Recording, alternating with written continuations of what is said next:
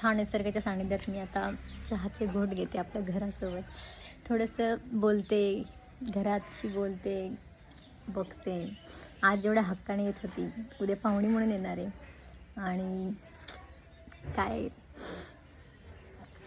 फुलं तर अशी आलेत समोर बघा, की जसं की यायचं आहे तुझ्याकडे, यायचं आहे. आणि लिटरली असे म्हणजे खरं असे आलेत, की असं लाईक की खूप प्रेम करावं असं वाटतं मला त्यांच्याशी. आणि असं वाटते की नाही सोडून जायचं मला त्यांना. खूप भारी फुलं आहेत बघा.